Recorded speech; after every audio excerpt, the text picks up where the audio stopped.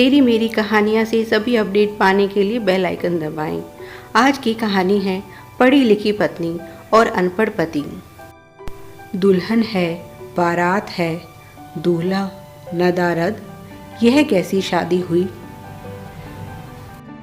वर पक्ष और कन्या पक्ष दोनों के ही सदस्य रजत को ढूंढने में लगे हुए हैं, पर रजत का कहीं कुछ पता नहीं चल रहा। उसके दोस्तों से भी पूछा गया, पर किसी ने भी उसके बारे में कोई जानकारी होने से साफ मना कर दिया। आखिर रजत अपनी शादी से इस तरह गायब कैसे हो गया? क्या वह यह शादी करना नहीं चाहता था या फिर उसके साथ कोई अनहोनी हुई है? जब कहीं भी रजत नहीं मिला तब कन्या पक्ष के लोगों और वर पक्ष के लोगों में तू मैं शुरू हो गई। लड़की वाले बोल रहे थे, अगर लड़के को शादी नहीं करनी थी तो पहले बता देता। इस तरह से शादी से भागने का क्या मतलब हुआ? अब हमारी लड़की का क्या होगा? हमारी तो बहुत बदनामी हो गई। यह सिर्फ एक लड़की के जीवन का सवाल नहीं, हमारे पूरे गांव की इज्जत का सवाल है।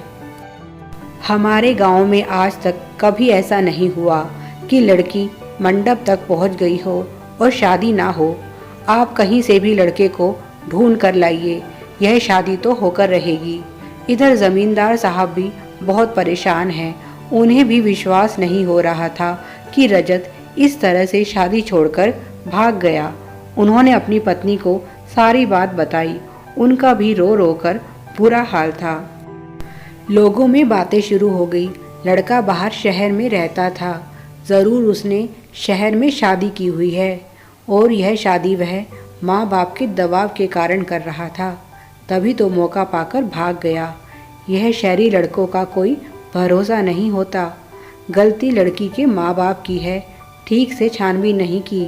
कम से कम लड़के के बारे में ठीक से जांच परख लेते। कोई बोला, मुझे तो शुरू से ही दाल में काला लग रहा था, कहाँ लड़की वाले और कहाँ लड़के वाले, यह तो बेमेल जोड़ी थी। कोई बोला, सुना है खुद जमींदार साहब के घर से रिश्ता आया था। दूसरा बोला, तभी तो गड़बड़ है, इतने बड़े घर के लड़के के लिए रिश्तों की क्या कमी थी जो उन्हें यह गरीब की बेटी पसंद आई। मुझे तो लगता है सारी दाल ही काली है।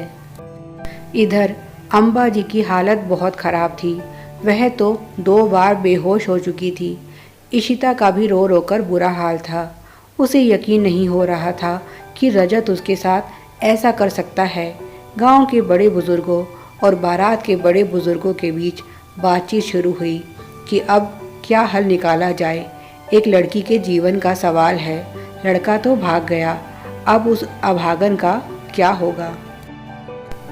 सभी लोग जमींदार साहब से नाराज थे और उन्हें खरी खोटी सुना रहे थे। जब लड़का काबू का नहीं था तो बहाने क्यों निकले? अब इस लड़की का क्या होगा? तुम्हारे लड़के ने उसका जीवन तो खराब कर दिया और आखिर में फैसला हुआ कि यह शादी ज़रूर होगी। ज़मींदार साहब को भी अपनी इज्जत बचानी थी, वह खाली बारात लेकर नहीं लौट सकते थे। उन्होंने सुझाव दिया, मेरे बेटे ने तो मेरी नाक कटवा दी, आप लोग ठीक समझे तो मेरे भाई का लड़का है अनमोल, वह यह शादी करने के लिए तैयार है। अनमोल को बुलाया गया और उससे पूछा गया कि क्या वह इस लड़की से शादी करने के लिए तैयार है। अनमोल ने अपनी सहमति दे दी, क्योंकि वह भी समझ रहा था कि परिस्थितियाँ क्या हैं। अगर यह शादी नहीं हुई तो हो सकता है यहाँ बहुत बड़ा झगड़ा हो जाए। सभी का ख्याल रखते हुए अनमोल ने यह शादी करने के लिए हाँ कह दी।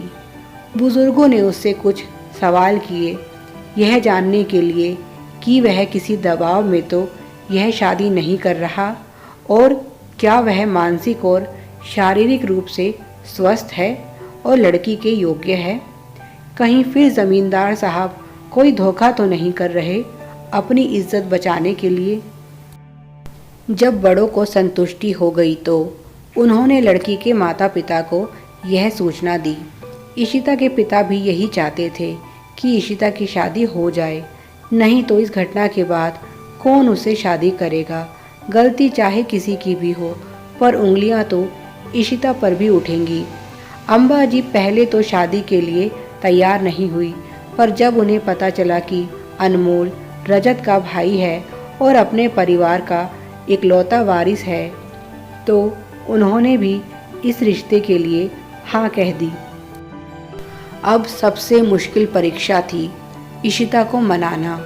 यह काम अम्बा जी ने खुद पर लिया और इशिता को इस शादी के लिए तैयार करने की कोशिश करने लगी, पर इशिता ने शादी से साफ साफ मना कर दिया।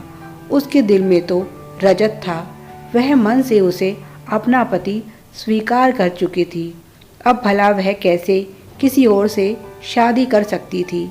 पर माता पिता की इज्जत, बड़ों का दबाव, भाई बहनों का वास्ता देकर आखिरकार अम्बा जी ने उसे मना ही लिया और आखिरकार वह शादी हुई, जिसमें ना दूल्हा ना ही दुल्हन दिल से भागीदार बने, पर दोनों ने अपना कर्तव्य समझकर दूसरों की खुशी के लिए यह शादी कर ली। जमींदार साहब की इज्जत बच गई, अम्बा जी की लाज बची और गांव की प्रतिष्ठा बच गई, और इस तरह से दो अजनबी शादी के रिश्ते में बंध गए। जिस दिन का इशिता बेसब्री से इंतजार कर रही थी, वह दिन उसके जीवन का काला पन्ना साबित होगा, उसे भी नहीं पता था। रजत की यादों में खोई हुई इशिता मांग में अनमोल के नाम का सिंदूर लगाए ससुराल पहुंच गई।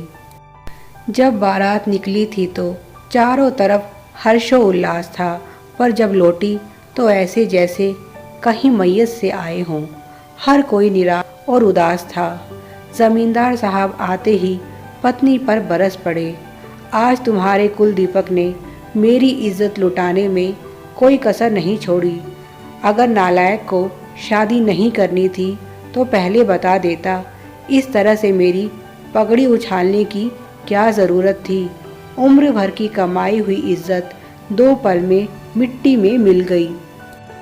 वह तो सही समय पर मुझे बुद्धि आ गई, नहीं तो आज बहुत बड़ा झगड़ा खड़ा हो गया था।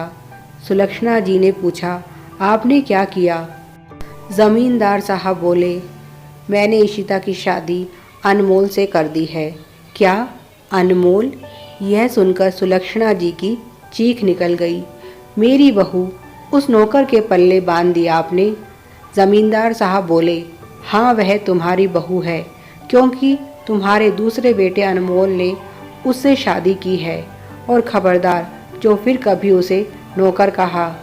मैंने फैसला कर लिया है, मैं रजत को अपनी ज़िंदगी से बेदखल कर रहा हूँ, और अब से मेरा जो कुछ भी है सब कुछ अनमोल का है। सुलक्षणा जी बहुत कुछ कहना चाहती थी, पर मौके की नज़ाकत को समझते हुए वह चुप रह गई और उन्होंने मन ही मन फैसला कर लिया। जब तक रजत के बारे में सारी सच्चाई पता नहीं चल जाती, तब तक मैं अनमोल को इशिता की परछाई भी नहीं छूने दूंगी। पर सबसे पहले मुझे यह पता लगाना होगा कि रजत आखिर कहाँ चला गया। उन्होंने इशिता को रजत के कमरे में भेज दिया। इस कमरे को देखकर इशिता फूट फूट कर रोने लगी। यहाँ की हर चीज़ उसे रजत की याद दिला रही थी और कह रही थी, रजत उसके साथ इतना बड़ा धोखा नहीं कर सकता। ज़रूर उसके साथ कुछ अनहोनी हुई है। यह फूलों से सजा हुआ कमरा उसे कांटों से भरा हुआ दिखाई दे रहा था। यहाँ एक पल भी बिताना उसके लिए मुश्किल था। वह रोते हुए कमरे से बाहर आई तो दरवाजे पर उसे सुलक्षणा जी मिली। इशिता उनके गले से लग गई और दोनों मिलकर रोने लगी। Please like, share and subscribe. Thanks for watching.